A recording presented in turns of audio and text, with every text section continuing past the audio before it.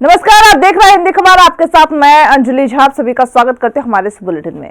तो चलिए बुलेटिन की शुरुआत करते हैं बड़ी खबर के साथ। गुजरात के लिए रवाना हुए मुख्यमंत्री पुष्कर सिंह धामी गुजरात की नवनियुक्त सरकार के शपथ ग्रहण समारोह में होंगे शामिल। गुजरात के मुख्यमंत्री पद की शपथ लेंगे भूपेंद्र भाई पटेल।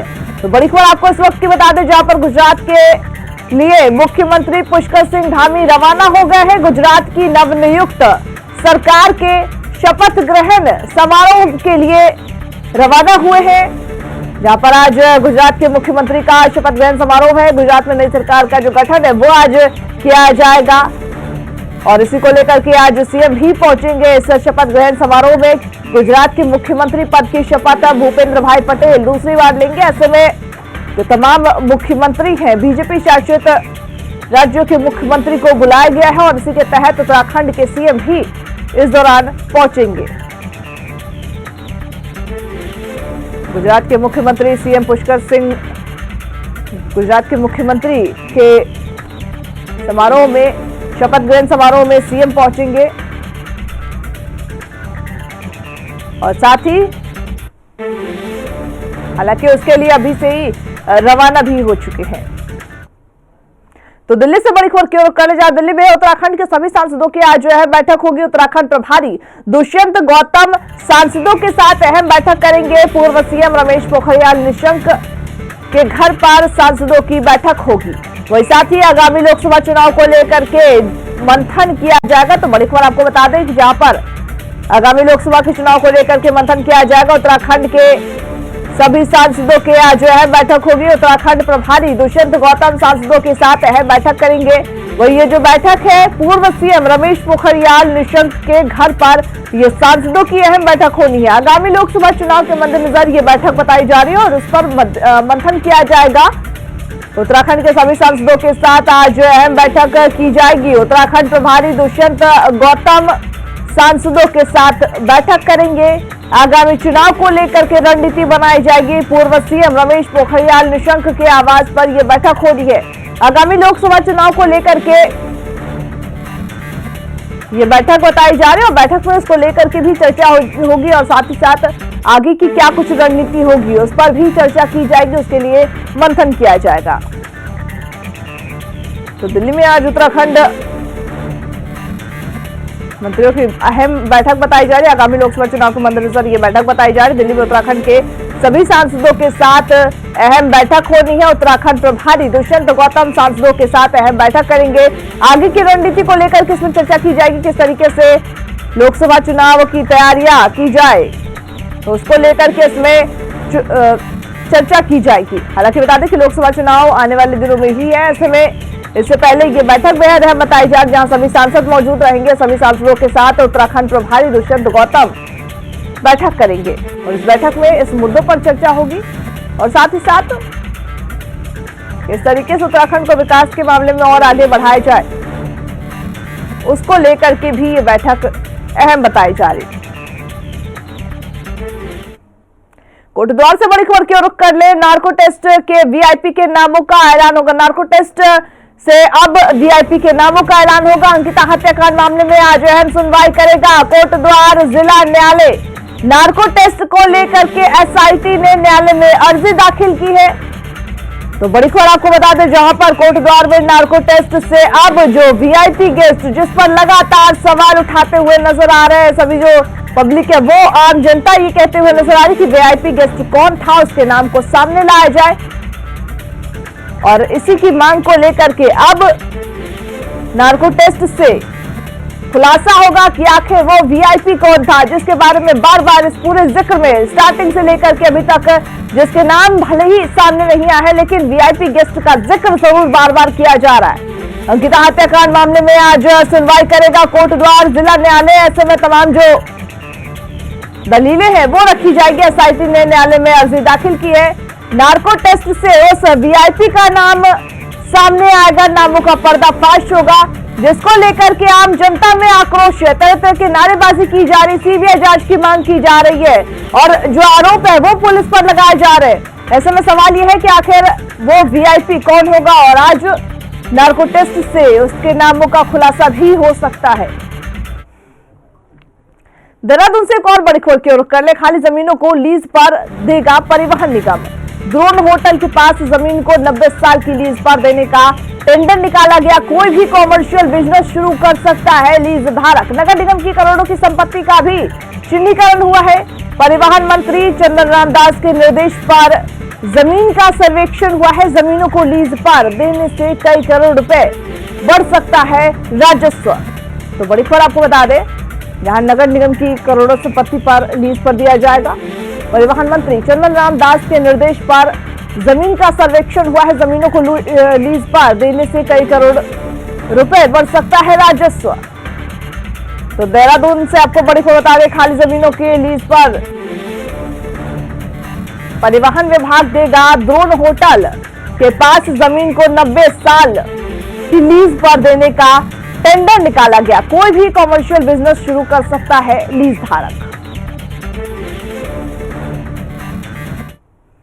इसी पर ज्यादा जानकारी देने के लिए हमारे साथ हमारे सहयोगी अशोक जुड़ चुके हैं। अशोक, पहले तो इस पूरे मामले की आपसे जानकारी चाहेंगे।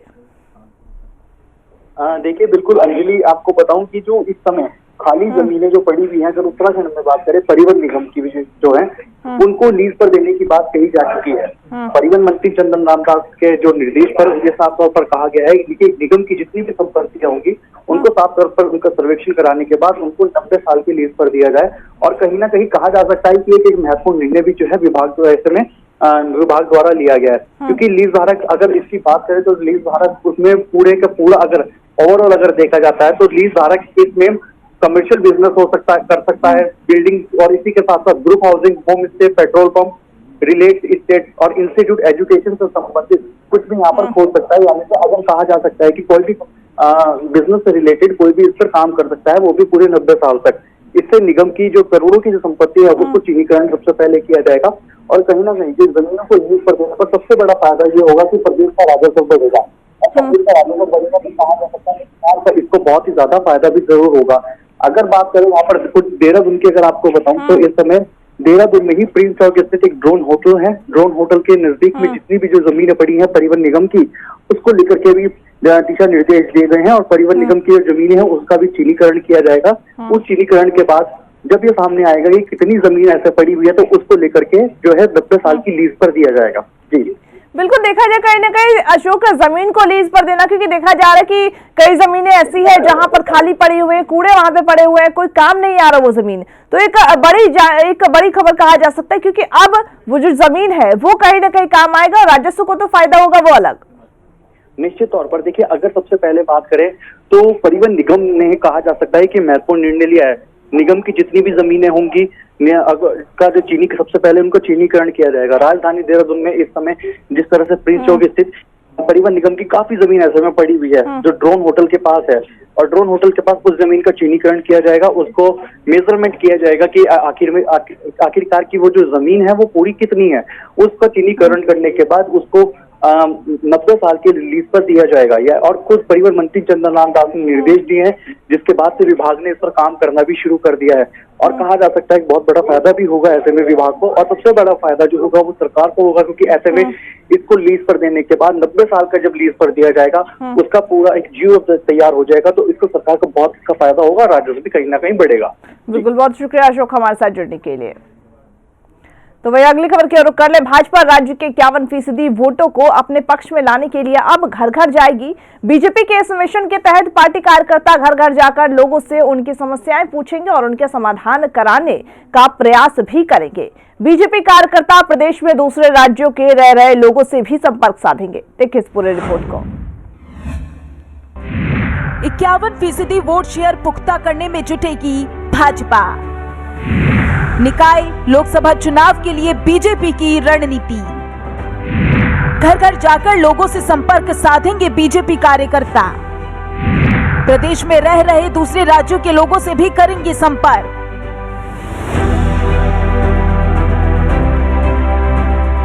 – 2023 के निकाय और 2024 के लोकसभा चुनाव के मद्देनजर बीजेपी अपना वोट शेयर पुख्ता करने में जुटेगी। पार्टी ने 51% वोटों को अपने पक्ष में लाने का लक्ष्य तय किया है, जिसके लिए पार्टी कार्यकर्ता घर घर जाकर लोगों से संपर्क साधेंगे। देहरादून में बीजेपी प्रदेश प्रभारी दुष्यंत गौतम की अध्यक्षता में हुई बैठक में पदाधिकारियों को इस रणनीति पर अमल के निर्देश दिए गए हैं। सीएम पुष्कर सिंह धामी और प्रदेश अध्यक्ष महेंद्र भट्ट की मौजूदगी में हुई बैठक में कई फैसले लिए गए हैं। बीजेपी अपने सांगठनिक नेटवर्क को जमीनी स्तर पर मजबूत करने के लिए पन्ना प्रमुख समितियां बनाएगी। इसके साथ ही चुनाव में बूथों तक बनाए गए व्हाट्सएप ग्रुप स्थायी रूप से सक्रिय किए जाएंगे। पार्टी ने आगामी चुनावों के मद्देनजर इन कार्यक्रमों पर फोकस करने का फैसला किया है।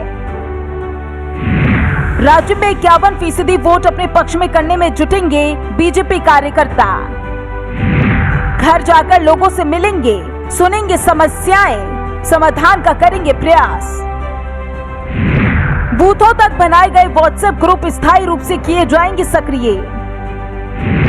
उत्तराखंड में रह रहे दूसरे राज्यों के नागरिकों से किया जाएगा संपर्क।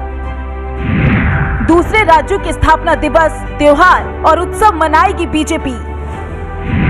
सोशल मीडिया में 3 भाषाओं में संदेश लिखेंगे बीजेपी कार्यकर्ता। बीजेपी थिंक टैंक की रणनीति है कि 2024 के लोकसभा चुनाव में विपक्ष की एकजुट होने पर भी पार्टी की जीत सुनिश्चित की जाए। इसके मद्देनजर 51% वोटों को बीजेपी ने अपने पक्ष में लाने पर फोकस किया है और लक्ष्य साधने के लिए सभी कार्यकर्ताओं को निर्देशों पर गंभीरता से अमल करने को कहा गया है। ब्यूरो रिपोर्ट, हिंदी खबर। उत्तराखंड को G20 के 2 आयोजनों की मेजबानी मिली है। 2023 में G20 देशों के 2 प्रतिनिधि मंडल बैठक के लिए उत्तराखंड आएंगे। सीएम पुष्कर सिंह धामी ने इस पर खुशी जताते हुए कहा कि उत्तराखंड को अंतर्राष्ट्रीय मंच पर खास पहचान मिलेगी। देखिए इस रिपोर्ट को। उत्तराखंड को G20 के 2 आयोजनों की मिली मेजबानी। मई-जून 2023 में होंगे दोनों आयोजन। मुख्यमंत्री पुष्कर सिंह धामी ने जताई खुशी, कहा राज्य को अंतर्राष्ट्रीय मंच पर मिलेगी खास पहचान। उत्तराखंड में 2023 में G20 के 2 आयोजन होंगे। इस साल भारत को G20 समूह की अध्यक्षता सौंपी गई है। अगले साल G20 का शिखर सम्मेलन भारत में आयोजित होगा। इसके साथ ही देश के कई राज्यों में G20 देशों के प्रतिनिधि मंडलों की बैठकें होगी। इसी क्रम में उत्तराखंड को भी 2 बैठकों की मेजबानी सौंपी गई है। 25, 26, 27 मई और 23, 24, 25 जून को ऋषिकेश में ये बैठकें होंगी। 9 नवंबर को प्रधानमंत्री नरेंद्र मोदी ने राज्यों से G20 के संबंध में वीडियो कॉन्फ्रेंसिंग कर चर्चा की थी। मुख्यमंत्री पुष्कर सिंह धामी भी इस कॉन्फ्रेंस में शामिल हुए थे और अब राज्य को G20 के 2 आयोजनों की मेजबानी की जिम्मेदारी सौंप दी गई है। मुख्यमंत्री पुष्कर सिंह धामी ने इस पर पीएम नरेंद्र मोदी का आभार जताया है। सीएम ने खुशी जताते हुए कहा कि इन बैठकों में G20 के 20 देशों के साथ ही अन्य 9 आमंत्रित देशों और अंतर्राष्ट्रीय 15 संस्थानों के प्रतिनिधि शिरकत करेंगे। इससे उत्तराखंड को अंतर्राष्ट्रीय मंच पर खास पहचान मिलेगी। साथ ही राज्य के उत्पादों और विभिन्न क्षेत्रों में किए जा रहे बेस्ट प्रैक्टिस को दुनिया के सामने रखने का मौका मिलेगा। G20 जो दुनिया के 20 प्रमुख देश हैं, उनका जो समूह है G20, उस G20 की अध्यक्षता का भी इस वर्ष हमारे देश को यह अवसर मिलने जा रहा है। माननीय प्रधानमंत्री जी की लीडरशिप में जो दुनिया की जो जीडीपी है, टोटल जीडीपी का 85% जो जीडीपी को संचालित करने वाले देश हैं, ऐसे 20 देश हमारी भारत की भूमि पर आने वाले हैं। उनके सारे प्रतिनिधि यहाँ आने वाले हैं। उसके साथ साथ 9 अन्य ऐसे देश जो इनवाइटी के रूप में वह भी भारत आने वाले हैं। कुल मिलाकर 29 देश हो जाएंगे और 15 दुनिया के बड़े संस्थान, वह संस्थान भी भारत की भूमि पर आएंगे और अगले 1 साल के अंदर पूरे भारत के अंदर दुनिया के इन 29 देशों से विभिन्न समूहों के प्रतिनिधि, विभिन्न समूहों के डेलीगेट्स, विभिन्न समूहों के विशेषज्ञ, जिन्होंने अनेकों क्षेत्रों में अपने देशों की तरफ से विशिष्टताएं प्राप्त की हैं, जो विशेषज्ञ हैं, वह सब भारत में आएंगे और भारत की भूमि को समझने का काम करेंगे। यहाँ की चीजों को जो वोकल फॉर लोकल जो माननीय प्रधानमंत्री जी का मंत्र है उसको पूरी दुनिया के अंदर ले जाने का काम करेंगे। और हमें खुशी हो रही है बताते हुए कि उत्तराखंड के अंदर भी जो G20 का दल है, 2 दल उत्तराखंड के अंदर भी आएंगे और 2 मीटिंगें इस पूरे कार्यक्रम में हमको भी देनी है। उत्तराखंड के अंदर भी 25, 26 और 27 मई को, 23, 24 और 25 जून में 2 हमारे यहाँ भी बड़ी उनकी बैठकें यहाँ होने वाली हैं। उसमें हम उत्तराखंड राज्य की तरफ से भी बहुत सारे जो हमारे यहाँ के लोकल उत्पाद हैं, यहाँ की जो विशिष्टताएं हैं, जो मातृशक्ति के क्षेत्र में जो काम हमारे यहाँ एक बेस्ट प्रैक्टिस के रूप में, अच्छे कामों के रूप में जो जानी जाती है, वो सभी जो है पूरे विश्व के अंदर जाएंगे। वैश्विक स्तर पर आर्थिक मामलों में सहयोग के लिए G20 समूह काम करता है। ऐसे में G20 के आयोजनों की मेजबानी उत्तराखंड को मिलना काफी अहम माना जा रहा है। ब्यूरो रिपोर्ट, हिंदी खबर। प्रदेश लोक निर्माण विभाग मंत्री सतपाल महाराज के सचिव प्रकरण को लेकर के आम आदमी पार्टी के प्रदेश उपाध्यक्ष नरेश शर्मा से हिंदी खबर ने बातचीत की है। प्रदेश उपाध्यक्ष नरेश शर्मा ने कहा कि यह मामला बहुत गंभीर है। उन्होंने आरोप लगाया कि इसमें मंत्री की भी संलिप्तता सरकार को चाहिए, और क्या कुछ उनका कहना है आइए आपको सुनवाते हैं। आम आदमी पार्टी के प्रदेश उपाध्यक्ष नरेश शर्मा हमारे साथ हैं। प्रदेश सरकार में वैसे तो कई मसलों को लेकर के खलबली मची हुई है, लेकिन सबसे बड़ा मामला, ताज़ा मामला सामने आया है पीडब्ल्यूडी मंत्री सतपाल महाराज के निजी सचिव का। उसे लेकर के बात कर लेते हैं। आम आदमी पार्टी किस तरह देखती है इस प्रकरण को? वैसे तो सफाइयों के दौर चल रहे हैं और जांच की बात कही जा रही है, आप किस तरह देखते हैं इस पूरे प्रकरण को? ये बहुत गंभीर मामला है और कहीं ना कहीं इसमें जो सतपाल महाराज के निजी सचिव, जिनको PRO कहते हैं, और जो सहायक अभियंता है, जिस प्रकार से मिली भगत करके उन्होंने कई महीनों से उनकी वो निकाल रहे थे, पैसे निकाल रहे थे, ये कहीं ना कहीं एक जो इसमें संलिप्तता है। तो मुझे लगता है कि ये सब सतपाल महाराज जी की भी जानकारी में सारा विषय है, क्योंकि कई महीनों से ये चल रहा था। तो जब ये प्रकरण खुल के आया, जब पत्रकारों ने ये विषय उठाया, तब इसमें जांच की वो बात कर रहे हैं। कर्मचारी महासंघ जो है वो भी सामने आ गया है, वो कर्मचारी को प्रोटेक्शन दे रही है, यानी कि सीधे सीधे उसे डिफेंड कर रहा। तो आपकी पार्टी इसमें क्या मांग करती है? नहीं, हमारी यही मांग है कि भाई ये जो विषय है पूरा, तो इसकी जांच होनी चाहिए, उच्च स्तरीय इसकी जांच होनी चाहिए, और जो भी इसमें दोषी है उसको सजा मिलनी चाहिए। सतपाल महाराज जो मंत्री हैं वो तो कह रहे हैं कि मुख्यमंत्री जिसमें निर्णय लेंगे, तो क्या मतलब पीडब्ल्यू मंत्री ले सकते हैं?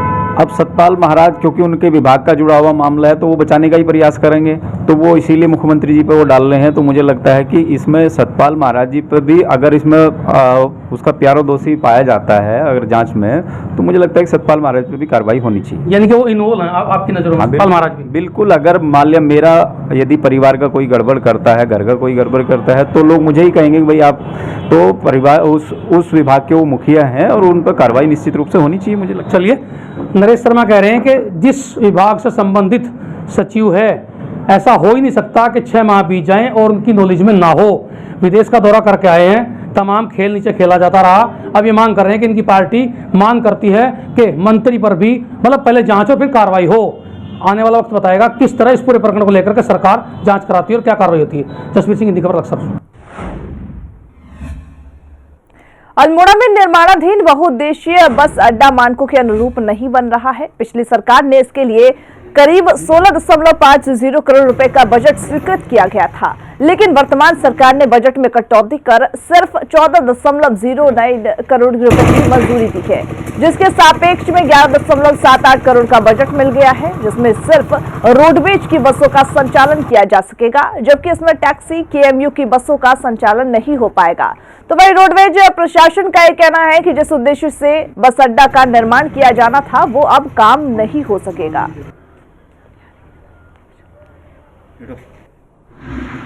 जो आज के समय में अल्मोड़ा जो ये उत्तराखंड परिवहन निगम का अपना बस अड्डा बनने जा रहा है, पूर्व के मानकों के अनुरूप नहीं बन पा रहा है। इसमें ये बहुउद्देशीय बस अड्डा बनना था, और ये आज सिर्फ हमारे रोडवेज के उपयोग में ही आ पाएगा, जबकि इसमें संचालित होनी थी KMU की बसें, टैक्सियाँ, और अतिरिक्त जो बाहर से आने वाली बसें भी थी वो भी संचालित होनी थी। लेकिन ये आज के पूर्व में दिए हुए बजट के अनुरूप नहीं बन पाया है और इसमें भारी कटौती कर दी है। हम चाहते हैं कि इसको जो पूर्व में सरकार की योजना थी उसी तर्ज पर इसको बनाया जाए।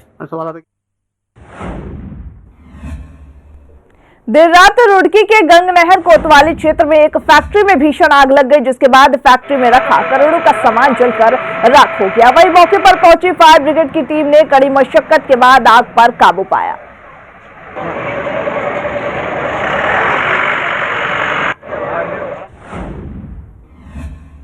खानपुर विधायक उमेश कुमार ने अपने 8 माह के कार्यों का विज्ञापन एक समाचार पत्र में छपवाया है, जिसके बाद से उनके नाम पर बवाल रुकने का नाम ही नहीं ले रहा। वही पूर्व विधायक कुंवर प्रणव चैंपियन ने खानपुर विधायक उमेश कुमार से अखबार में फर्जी विज्ञापन प्रकाशित कराने के आरोप लगाए हैं।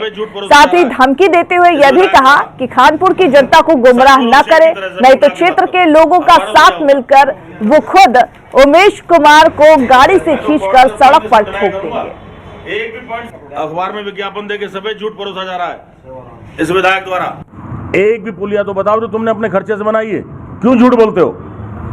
दुनिया भर की बात कहता है कि मुसलमानों के गरीबों के मैंने लड़कियों की शादी करा दी।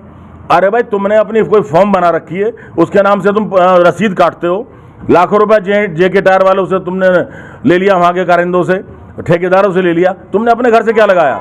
ये जनता की आंख में धूल झोंकना बिल्कुल बंद करो। जनता को धोखा देना उमेश खानपुर में बंद करो। खबरदार जो जनता के सामने झूठ बोला। झूठ बोलना सबसे बड़ा पाप है। अगर असली इंसान हो तो मर्द बनो, सच बोलो, जमीन पे आके बात करो, अखबारों में ड्रामा मत करो।